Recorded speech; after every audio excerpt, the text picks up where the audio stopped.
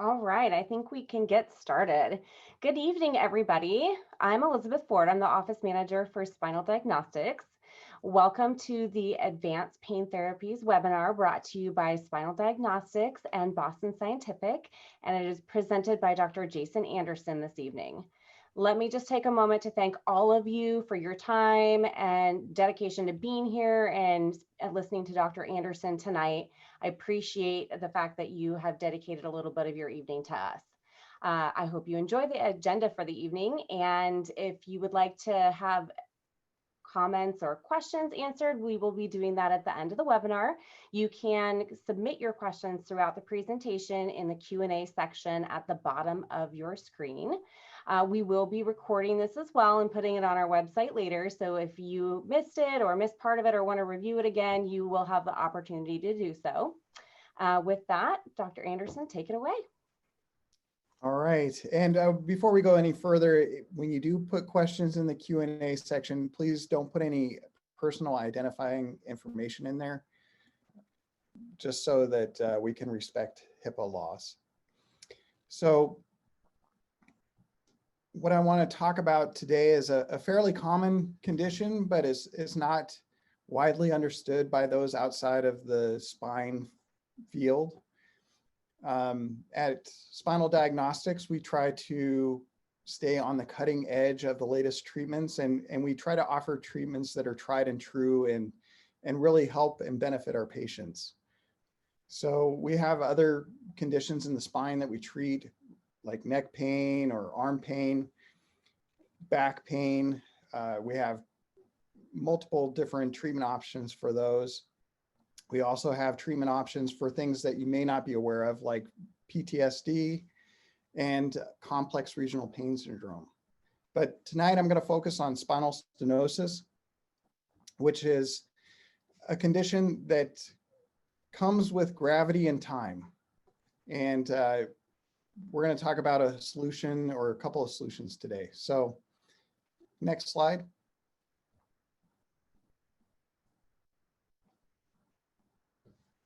Okay, so what is spinal stenosis? Well, in patients' own words, have you ever felt this way? The sciatica pain in my legs was so severe I couldn't walk more than 100 feet without having to sit down. One of the hallmarks of this condition is the pain is worse with walking or prolonged standing, and patients get relief when they sit down. So when they get relief with leaning on a shopping cart or with leaning on a counter. So this has a very particular way of presenting. Another issue that comes up that I hear a lot is patient spouses or friends will say, you walk like you're an old person, you're bent over all the time. And really, the patients with this condition are just trying to get relief. And we'll talk about later why bending forward gives them so much relief. But that classic position that Tim Conway used with his character, the oldest man, bent over, stooped over with a cane, he was making fun of this condition. Other patients say, you know, my pain meds have stopped working. Nothing seems to work. I just stay at home now. I don't go out and do things. So patients get embarrassed because they can't stand and talk, or they have to find a place to sit all the time, and to go out and do something and not know where they can sit. It troubles them and they want to stay home. Other patients say they can't get all the way around the store, or they end up fighting their spouse or whoever they're with for the shopping cart so they can lean on it. Also, they will complain that they can't walk very fast, or they have balance issues. Another patient says, I tried medication, but it made me unable to concentrate, and I didn't want to be on a medication like that. Some of the traditional medications that have been used for this include narcotics, which can kind of make you confused and give you other side effects like constipation or trouble with bladder and thinking. Other medications like gabapentin or Neurontin or Lyrica are other medications that typically get used for this. And one of the big side effects of those is drowsiness and dizziness. Here, another patient says the pain in my hip was bad. I tried cortisone injections in my thigh. I tried burning the nerves in both of my hips. The pain didn't get any better with these treatments. And one of the misconceptions is that pain from the spine results in back pain. It does sometimes for certain conditions, but not always. And it actually is more commonly associated with issues more in the legs and in the feet or in the hips. So just because you have hip pain doesn't mean it's coming from the hip. And a lot of patients get diagnosed with bursitis and things like that. And it's really not bursitis at all. It's really an issue with their back. Here's another patient says, it felt numb and tingling in my hip and went all the way down my leg and to my foot. And this feeling started years ago, but it's becoming worse. And this is a condition that will gradually worsen with time. Typically, patients will say, you know, I used to be able to walk for an hour or stand for an hour, and now I can only walk for a half hour or maybe 10 minutes, or maybe even less than a minute before they have to consider sitting down. And they do make a device for this. It's called the four-wheeled walker with a seated chair. You may see patients walking around. It gives them something to lean on, and it gives them a place to sit whenever they want. But it's a workaround. It's not a great solution, but sometimes it's the best solution that that patient can tolerate.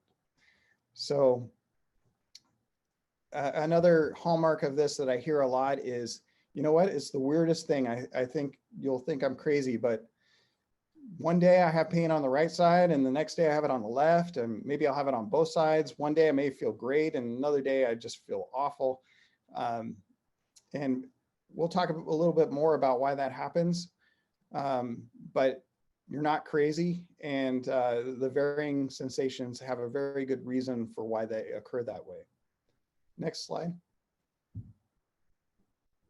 So the big thing to realize is you're not alone if you're suffering from this.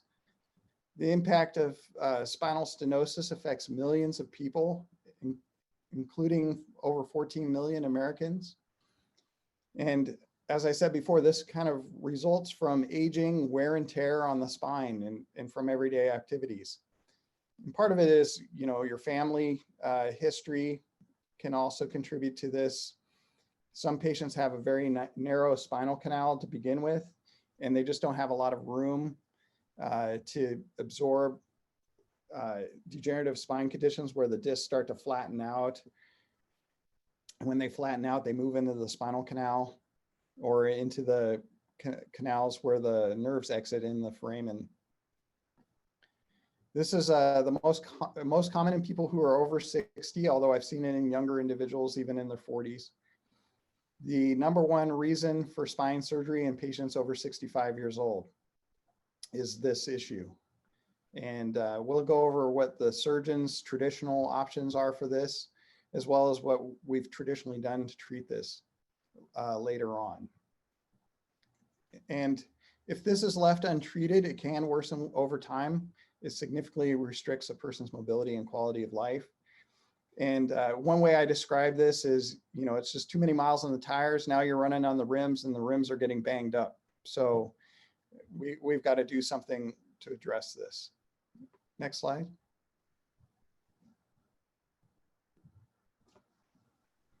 So what exactly is lumbar spinal stenosis? So it's described here as a gradual narrowing of the space in the spine where the nerves pass through. In the bottom left, you'll see a healthy looking spine. And then on right next to it is where the stenosis is. And in red, it shows where possible areas where the nerves can get entrapped or pinched. So typically, I think of it as a narrowing that occurs where the nerves get squeezed like a boa constrictor. So if you can see my spine model here, this is the back side of the spine. We'll move over here, here's the front side. These are the discs. We have holes where the nerves exit, and those holes can get narrowed, which it shows in that picture. Also from this view, we have the spinal canal that you can see running through the middle here. And the spinal canal has a sac called the dura, and within that sac down in the lower part of the back are just free floating nerves. And those nerves can get squeezed when patients are standing and walking. And so when patients are able to sit or bend forward, that area opens up. You can see here where the nerve's exiting just by bending forward the spine, it opens up and relieves pressure there. And it does the same thing in the central canal here. It opens that up. So this is a mechanical issue. Basically, that narrowing has gotten so severe that every time the person gets up, it's squeezing all those nerves running through there. And when it does that, it can give sensations down in the legs like tingling, numbness, weakness, or pain in one or both legs at the same time, or in the lower back. That's where I was saying before, sometimes patients will have pain in one leg and then the next day have it somewhere else. And the reason for that is when patients are able to sit or lean forward or lay down in certain positions, those nerves go free floating again. But then when they get up, it's going to squeeze and pinch wherever it is. And if those nerves happen to be more over to one side than the other, they can get pinched one day and be relieved the next. So that pain can start just in the low back or buttock area, and then in some cases go all the way down the legs and down into the feet. Next slide. So what are common treatment options? If you went to your primary care doctor and had never gone to them for this issue before, they would probably tell you to start taking Tylenol or ibuprofen if you can take it, or naproxen. They might tell you to try some ice or heat. They may prescribe you a muscle relaxer or opioid or some other medication. And they would typically start you with physical therapy or tell you to go to a chiropractor to have some physiotherapy done, or maybe an acupuncturist. Physical therapy is probably the most common though. And what physical therapy does is they use exercise and other modalities like heat to provide temporary relief and try to overcome the pain. And it can also be used with other treatments, but basically physical therapy in this case, because it's a mechanical problem, often doesn't work. And patients get frustrated with physical therapy, and they end up coming to see us to try other options. And my traditional treatment option until a few years ago was I was going to try to calm down the inflammation of the nerves that get inflamed when they're constantly getting squeezed and released. And the way we do that is with an epidural steroid injection, where I put a needle in through the hole where the nerve exits and try to provide relief that way. And we still do that. There are quite a few patients who actually get a lot of relief with that, at least for a period of time. And the problem is over time, because this is a worsening condition, patients eventually need the number of epidural steroid injections we can do. And typically we can do 4 epidural steroid injections in this area in a revolving 12-month period. So if you need it more often, you're not getting 3 months of relief, then we have to look at a different option. Next slide.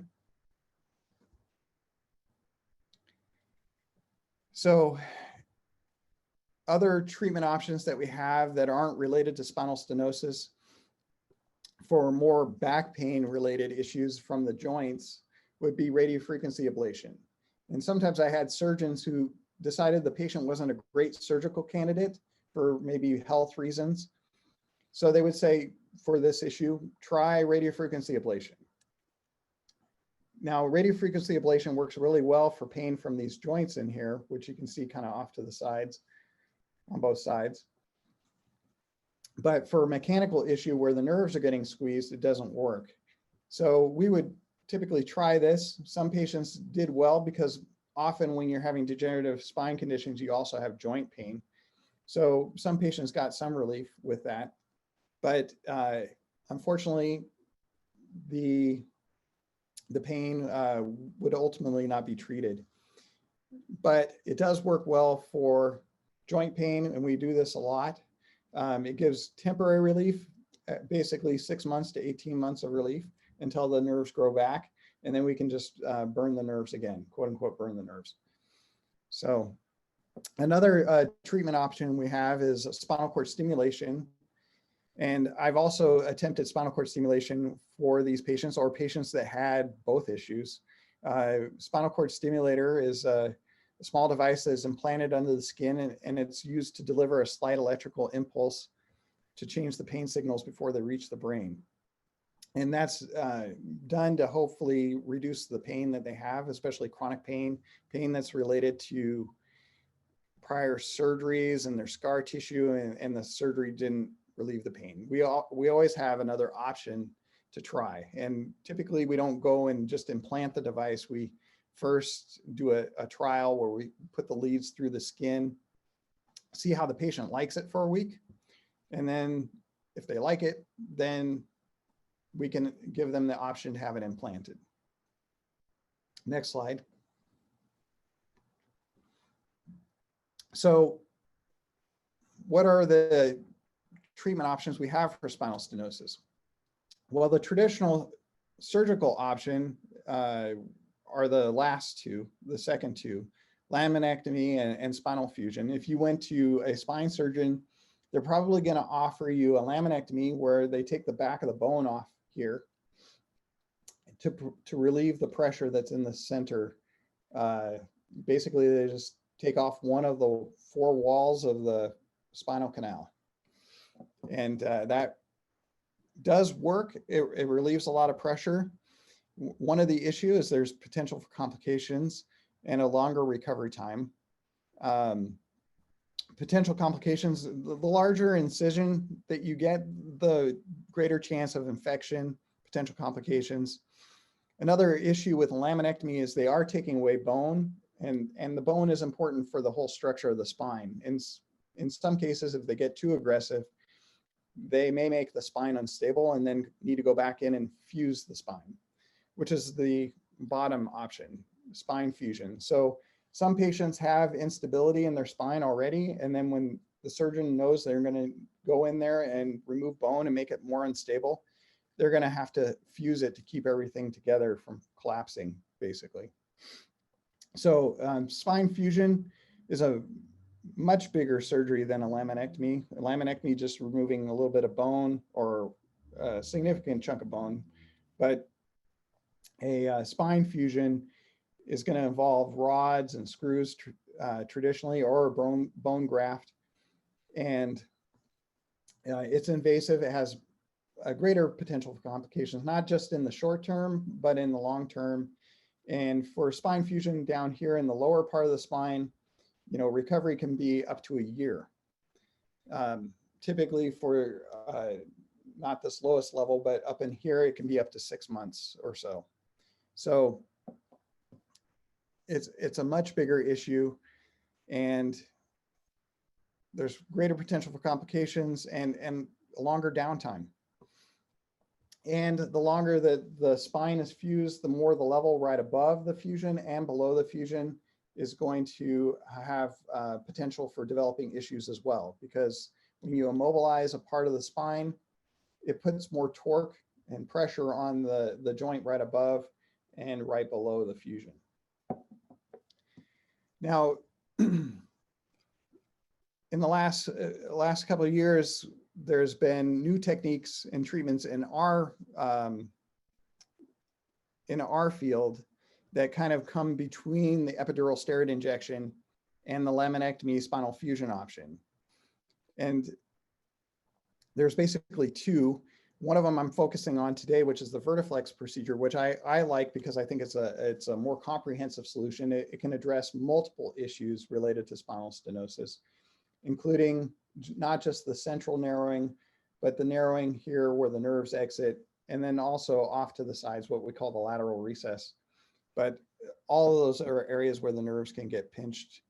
The other option is called the mild procedure, and it is a good option for some individuals to try.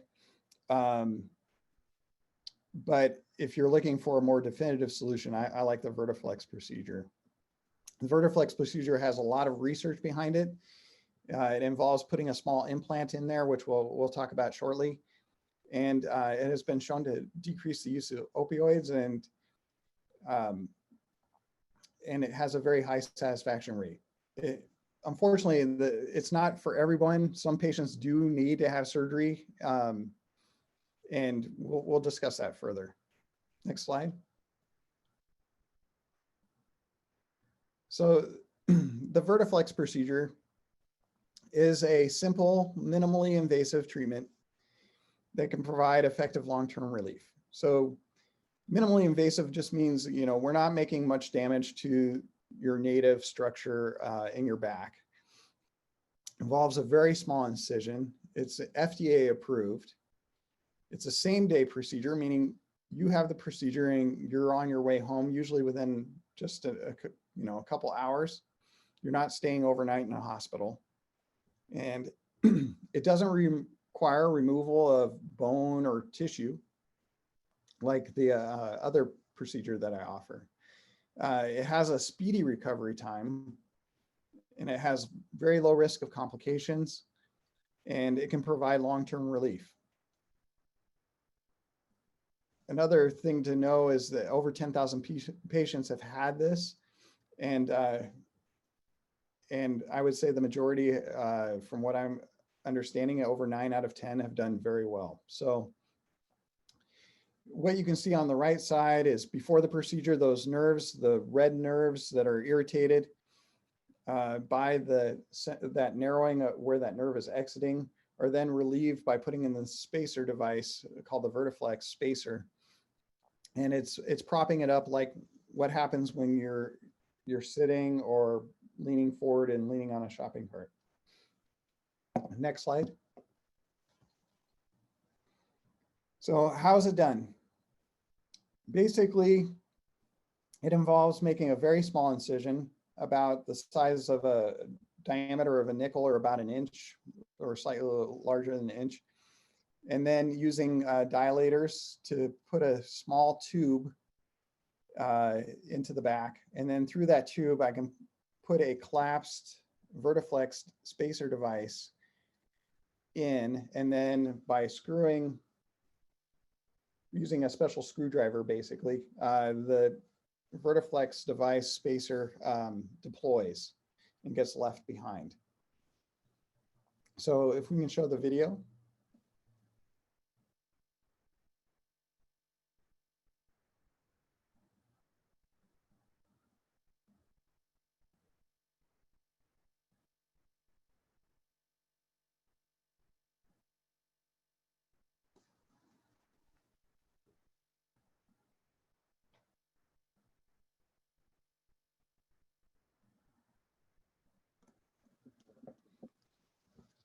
Doesn't look like the video is working for right at this moment, but basically if somebody's laying on their belly here, this is the back. I'm using an X-ray to identify exactly where I want to go with my target. I, of course, numb everything up. Patients have the options of sedation. Oh, here we go. Here's the video.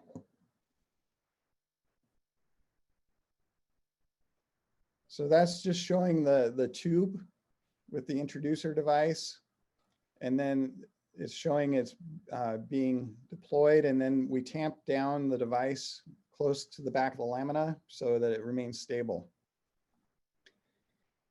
And all that is done through a very small incision. I do place a couple of sutures down deep and under the skin, and then there's usually typically 3 or 4 staples on the skin. And then at 10 to 14 days, we have you come to the office and have the staples removed. Another month later, we would have you come back, and then we would order physical therapy at that time. So next slide.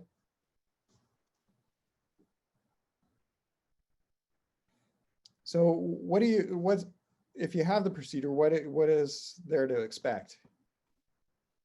It's important to realize that every patient has different needs. Some people have the ability to do a higher level of activity before this procedure than others. But in general, there's going to be caring for the surgical site. by changing the bandage daily or anytime the bandage gets wet, and avoiding scrubbing or excessive soaking, like taking a bath, because we don't want any risk of infection. On the day of the procedure, we do use antibiotics, and we start patients on antibiotics for a few days after the procedure as well. There are restrictions to activity. We want you to limit strenuous activity for at least 6 weeks, including lifting weight over 10 pounds or bending or twisting of the spine. And activities such as swimming, golf, tennis, running, jogging. I know a lot of you love golf or tennis or running, but yeah, for 6 weeks, we ask that you refrain from those activities. And recommended activity is just light activity every day, walking, sitting, standing. You shouldn't be down too long. You may be sore anytime you have the skin cut, or even my injections sometimes can leave you a little sore for a few days. I would say I've had patients who have ranged from maybe a little bit of soreness for a day or two to I would say less than 1 out of 10 patients have had significant pain due to the fact that once you relieve the pressure on the nerves that have been squeezed for so long, the blood flow returns. And as the nerves are waking up, that can be very intense. But I can say that at 2 weeks, all the patients were pain-free and doing very well that experienced that, and have continued to do very well from this procedure. Next slide. All right, so what are the results? Vertiflex is one of the only spine related devices or procedures that I'm aware of that has 5-year data, 5 years worth of data.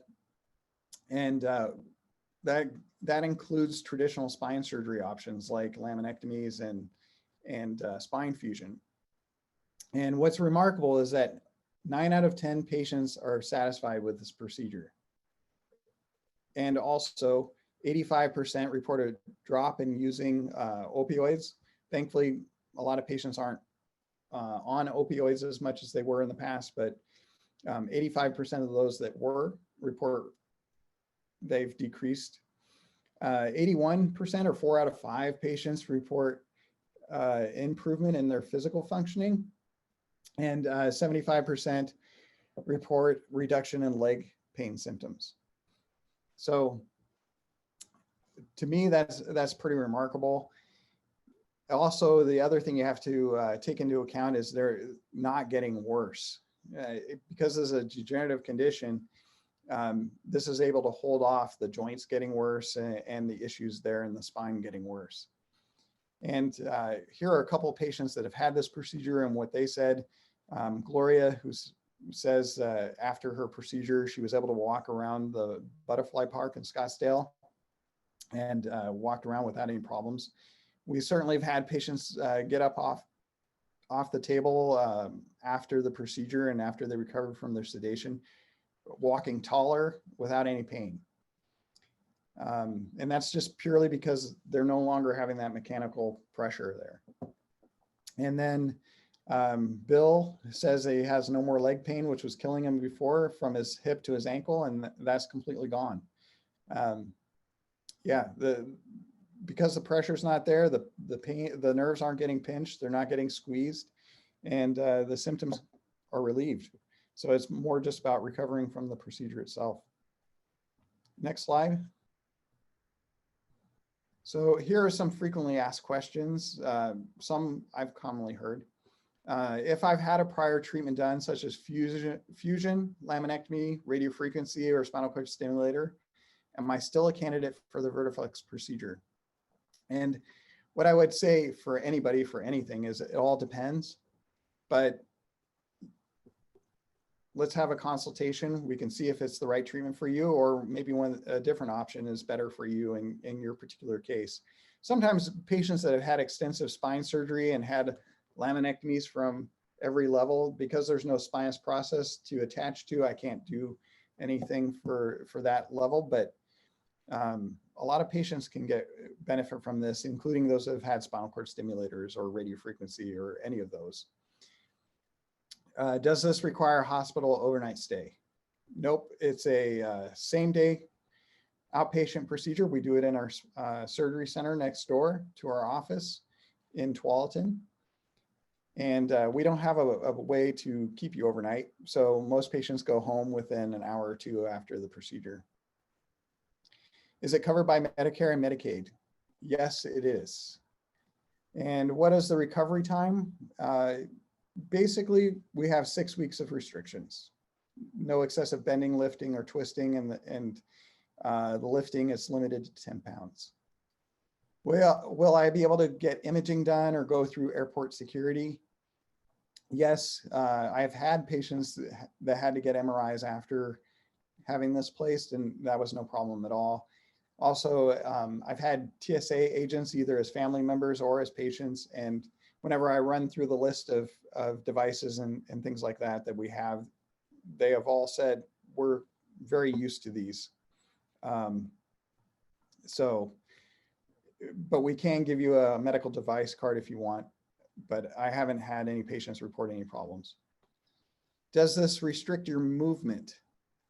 It can, I guess, patient. I haven't reported or had patients report too much restriction at all. Some feel a little stiff, but I think that's just recovering from the procedure itself. If you're a high-level athlete, maybe it would restrict things, but for the most part, I haven't had complaints. Does it relieve pain immediately? Some patients find immediate relief. Others can have soreness at the incision site immediately after and last a few days. It is more of a surgery than our injections. That's important to realize. So yeah, you have the potential of having more soreness after this than an epidural steroid injection, let's say. But like I said, I've had some patients report very minimal time of pain. And then, like I said, there's a very small portion of patients, because the nerves have been squeezed so long and the nerves are waking up, that they have up to 2 weeks of significant pain. But after that, when I see them at follow-up in 2 weeks, they've all reported the pain is gone and they're doing very well. So next slide. So what we're trying to do here at Spinal Diagnostics is helping patients get back and enjoying the things that they love to do, whether that's visiting with grandkids, family. Unfortunately, with COVID, a lot of that's restricted already, but getting back and doing what you enjoy, hiking, things we can do right now, cooking, gardening, shopping. So walking the dog is another good one. But basically, we're trying to get you back to enjoying your life. And I think this is an excellent treatment option for patients that have this condition. Next slide.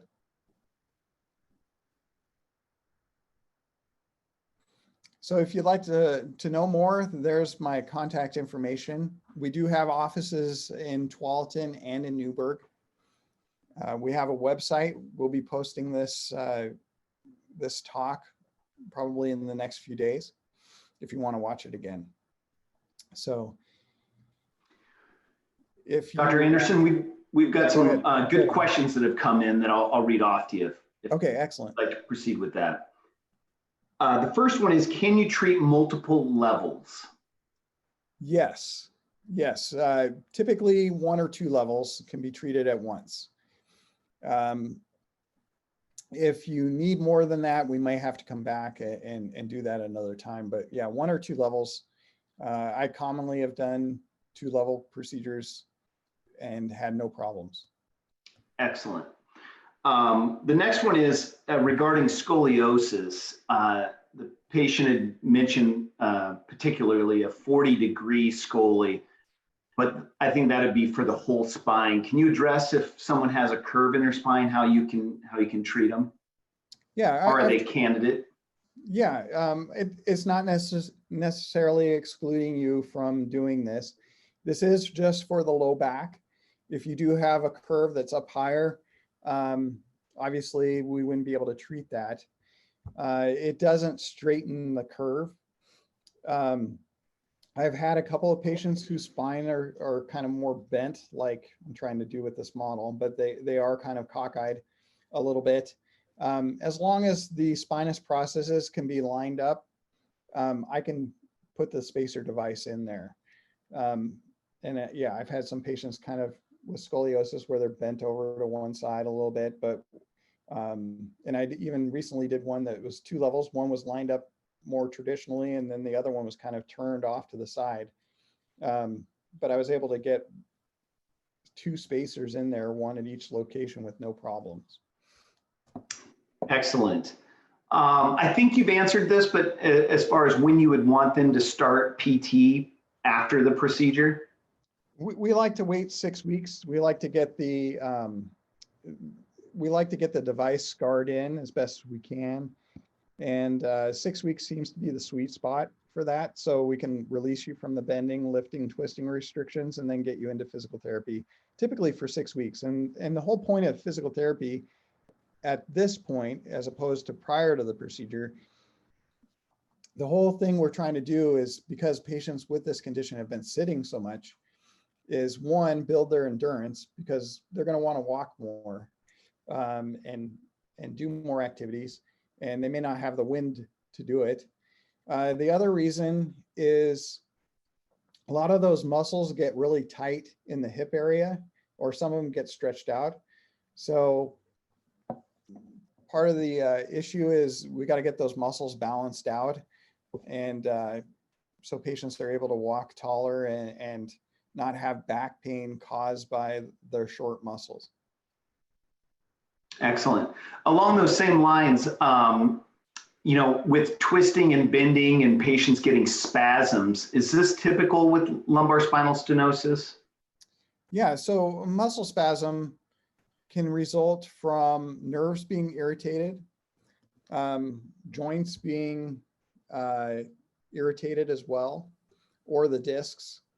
This device can go in there and relieve that type of pressure on the joints and on the nerves and on the disc itself at the level where the device is placed.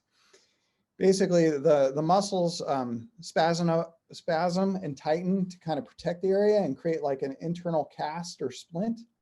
Unfortunately, those muscles don't like being like that for a very long period of time, and so then they start to burn and ache and create other problems. So, and then when those muscles are really tired, they start recruiting their friends. So that's where patients can report having pain going up higher and down lower into the hip and thigh and leg.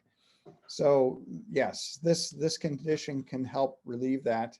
Those muscles are more like the siren you hear, not the reason the siren went off. And this is more addressing the reason the siren went off. It's a great analogy. So adjacent discs, no problem. You said up to 2 levels, correct? Correct. And then it's only for the lumbar spine. That was a question, that it can only be done in the lumbar spine. Yep, just lumbar spine, low back. Okay. Will other parts of your spine continue to degenerate after having a Vertiflex procedure? Yeah, I mean, our bodies are in the spine are degenerating all the time. I'm not sure I understand the question, but yeah, completely. But yes, your spine in general is being subjected to gravity and is degenerating all the time. Yeah. Is it removable if it doesn't provide relief? That's an excellent question. Yes, one of the nice features of this, if you happen to need it, is it is removable. I could go in, make a small incision, and basically do the procedure in reverse and get the device out of there. I have had one patient who was sent by a spine surgeon to have this done because I think the patient saw this, really wanted to have it. The surgeon really wanted to do the surgery. I did place the spacer device in there, and the surgeon didn't even give it 3 weeks and went in and took the device out. So surgeons can pop this out as well. They don't need to have me go in there and take it out. But unfortunately, in that case, I felt I was kind of set up. Yeah, we didn't even get the full 6 weeks to see if this would be of benefit. Yeah. But Another thing to realize that I didn't state is, these nerves may have been compressed and injured for a long period of time, and it can take up to, 3 to 6 months to fully realize all the benefits from it. Excellent.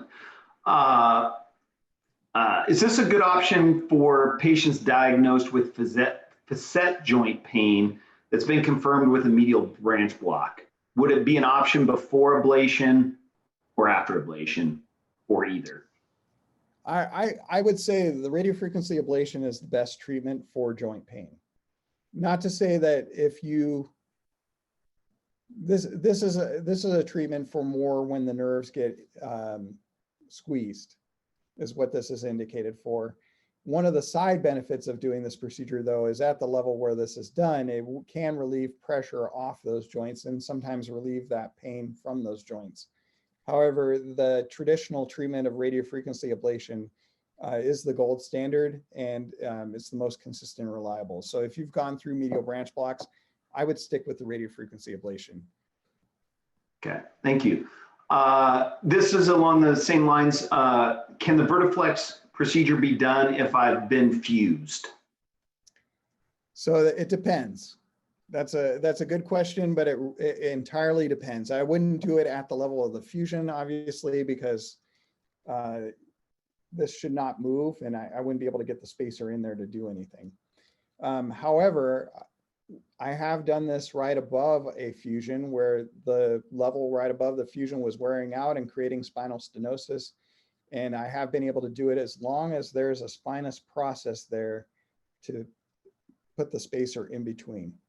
As long as the surgeon hasn't removed the spinous process, I can do this procedure. Excellent. Here's a question just on stenosis in general. Does stenosis occur with age, or can it happen after a lumbar surgery? As far as from a cause, I think is what they're asking. Is it age, or can it be caused by a surgery? Typically, I wouldn't blame the surgery for it. I would just say it's an aging process. Often patients get spine surgery because of an aging process or because they've had a disc herniation or something like that. But basically the discs, as they age, start out as more like jelly donuts with tough outer part and a gooey middle. And then that goo starts to dry out and the disc starts to dry out and create cracks in it. And then that gooey middle starts moving through those cracks and creates a herniation. So surgeons can go in there and remove that, but the chances of you having issues at other levels just as part of the aging process of the spine is also higher. It's like having had a knee replacement on one side, the chance of you having or eventually needing to have a knee replacement on the other side is very high. So at some point. So I would say it's more an aging process than surgery induced. But spinal, I would say spinal fusion, definitely because of the forces it creates, can more rapidly accelerate that aging process of the level right next to it. Okay. We've received a few questions regarding the biocompatibility of the device. Does the body reject this device? Any issues with the biocompatibility? I have not experienced any. I think they use alloys that are well proven with other devices that get put in the body. Correct. Yeah, titanium. They're titanium. Just a couple more questions. These are really good questions, by the way. Can this procedure help with a spondylolisthesis? So it depends on how bad the spondylolisthesis is. Now, for those that aren't up on the terminology, spondylolisthesis just means a slippage forward of the spine. And this is me trying to over exaggerate it, but you can see this vertebrae here is further ahead of this one. Get the nerve root out of the way, but it's kind of like there's a step off. If you have grade 1 spondylolisthesis, then yes, we can do this as long as there's no instability there. When we will get x-rays before it's done to see how the spine looks in bending forward versus bending backwards to see if there's any play going on. As long as there's not a significant amount of play going on, we can do this for grade 1 spondylolisthesis. Anything beyond that is considered unstable, and typically it needs to have a spine fusion done. Excellent. And you'd mentioned getting x-rays done. We had a question about an MRI. You typically order an MRI before this procedure. Yes, and for those that have had compression fractures, or I'm suspicious that their bones may not be strong enough, we will typically get what's called a DEXA scan, a bone scan, to see how strong the spine is. Excellent. Here's just kind of an insurance question. You'd said that it's covered by Medicare and Medicaid. Do you work with the VA? They also have Medicare, but it's a better coverage with the VA. And I'm not sure if you work with the VA. I do know this is a covered benefit of the VA. We've had some patients benefit from that, so it'd be something to look into. Yeah, that's great. I haven't had a veteran yet have this done, so I wasn't sure of the answer to that. Yeah, okay. Here's one. I have had a four level fusion. Could this still work for me?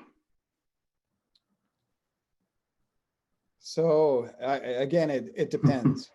Yeah. I would have to see the one level that wasn't done to see what's going on there. Exactly.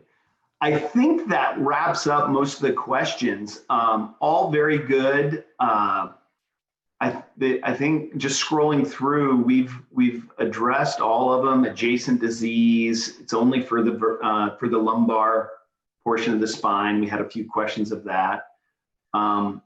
Very, very good questions. I'll let you wrap it up at this point, unless anyone has anything else. So thank you very much, Dr. Anderson. Thanks, Lance. Thank you, Lance, for going through those questions. There was a lot of really good ones from you guys out there, so thank you. Thank you so much for joining us this evening. I hope you feel that you've gotten some more education about your options and to help alleviate your pain. If you do have any additional questions that Dr. Anderson wasn't able to answer this evening and you'd like to come in for a consultation with him about it, please feel free to give our office a call. The number on the screen there is the main number to the office, the 885-1515. You can always request an appointment online on our website at spinaldx.com. Our normal operating hours are 8:30 to 5 for the phones. So feel free to give us a call, request an appointment. If you're already a patient, you know Dr. Anderson maybe already, you can either message him through your on-patient account as well. I thank you so much for joining us this evening. Please stay safe out there and have a great holiday season.